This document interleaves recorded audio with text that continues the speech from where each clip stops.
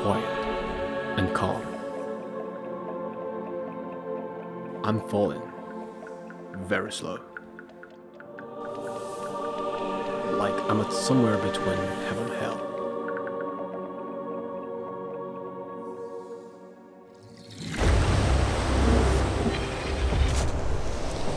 Or I'm floating. But it's rough out there. Is that my desire? In this world, the world where thousands of roads are changed at one point, do I want to live rough? Yeah, that was the way it used to be. Wake up.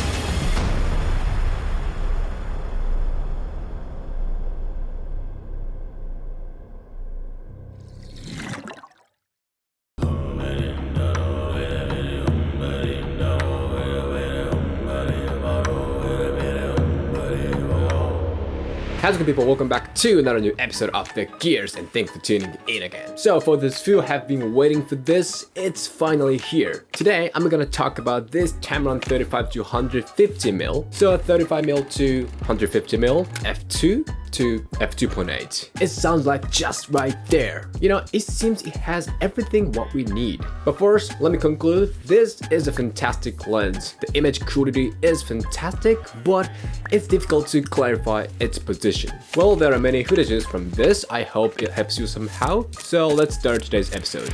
Okay, first, build quality. I'm not gonna lie, when I grabbed this for the first time, I thought, it's heavy. You know, I was like this before. Okay, Tamron's new 35-150mm. Wow, that sounds really versatile. And it must be relatively small and light as this like wide focal length range from 35 to 150mm. And as I see picture of it, yeah, I guess I'm right. It's just like a little bigger than 24-70. So that is my fault. It's just I didn't think it will be this big and heavy. Actually, it weighs about 2.5 pounds, so now it's officially heavy. It's not massive like 100-400 telephoto zoom lens. Definitely, it's not like a little bigger than 24-70. You know, when you hear 35-150mm, that will make you think like versatile, light and small zoom lens. Actually, it's more like the photo zoom lens, the length, thickness and weight. So I think this is a little bigger and heavier than you think. Okay, this is really important. I'm gonna come back here later at the conclusion, so remember that. Okay, so let's see function and buttons. First, I like this zoom ring. I think it's relatively heavy, which is a good thing. It doesn't fall off by itself like this. And it has lock switch, but I always said this in Tamron's review. You know, I lock it, right? And when I turn the ring, I want it to be unlocked automatically, like Sigma. You know what I mean? And focus ring is too much of pressure. I prefer the lighter one for smoother, like a focus transition, focus move. And this has 3 focus holes, AF/MF switch, and this Tamron's new unique feature custom switch. You can connect this lens to a computer by USB-C. Honestly, I'm not using it, but definitely it's good to have. And the texture, the touch and feel is like new Tamron's texture, like 28-75mm G2 lens. Modern look, not that bad. Yeah, I like it. But actually, what I like most about this build quality is this weather sealing. Just look at this solid, you know, rubber. A couple of days ago, I was shooting under the really heavy and hard rain, but it blocked any tiny water drop. You know, it just makes me feel safe. You know, I can focus on shooting without worrying breaking camera. So although it starts from 35mm, it's genuinely telephoto zoom lens considering the price, size, weight and functions. The build quality is really good, but it's just about how you recognize this lens. If you see this as the versatile zoom lens like Sony 24-105mm f4 lens, I think you will be disappointed in the size and weight. But if you see this as the telephoto zoom lens plus 35mm, you will be happy. Okay, next one is image quality. First, I'm gonna talk about sharpness in detail. I gotta say, well done, Tamron. This is my favorite kind of sharpness. Overall, the image is really clean and sharp, but the total vibe is smooth and creamy. Even when there is strong sunlight, the image doesn't get harsh. The texture of building, the sky, and water is well captured. It's very sharp, but not overkilling, still very natural. I just like the balance of soft and sharp look. It just reminds me of the G Master sharpness. And you can see this sharpness in photos more. Every detail is separated and each one is so clear. It's hard to describe, but do you see the good compounding of sharp and soft look?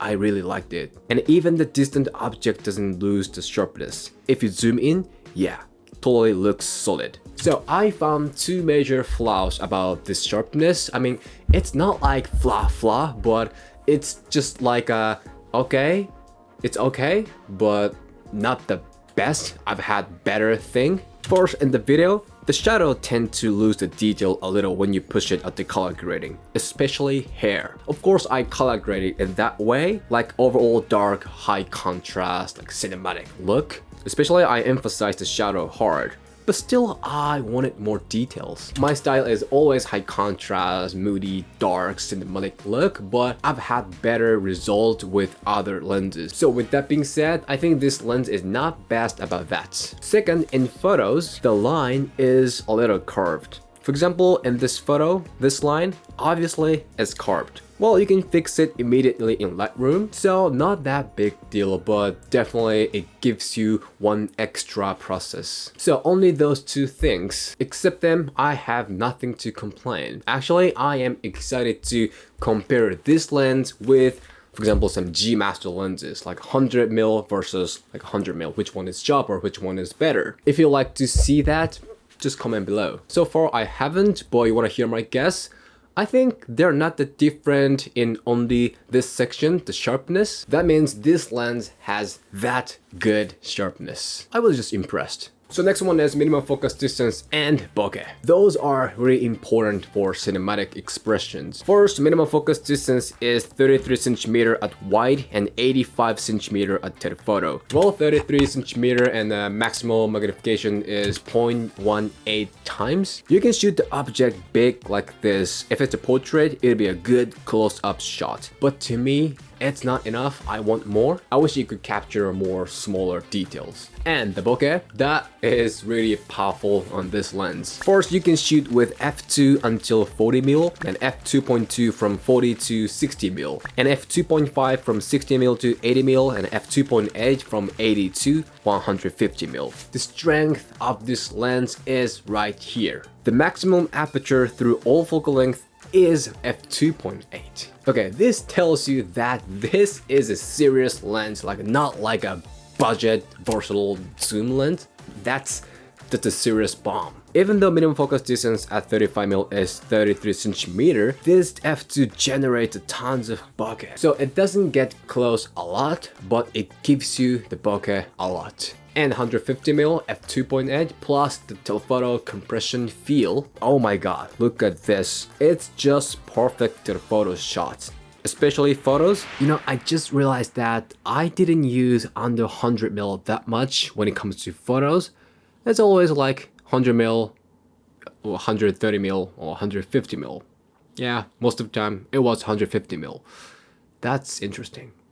I'm gonna come back here later. So next one is color. Well, there is no major weird color shift. Both of videos and photos are very natural. The sky and water are captured as they are. I shot all videos on S-Log3 and color graded as less as possible except intro sequence. Even when I color graded hard like cinematic look, it was really easy to handle. Colors are very honest, which allowed me to get the look I want. But sometimes I felt the green was a little strong for me. I just color graded very normally, nothing special, but green, I mean vibrance was a little strong. Especially raw photos, I needed to reduce it a little. But except that, overall, this lens can capture the true-to-life colors. So the last thing of image quality is, of course, the low-light performance. Well, this is absolutely low-light beast. Come on, f2, at most f2.8 helps you to capture low-light scenes without noises. Those videos were shot on S-Log3 and f2 or f2.8.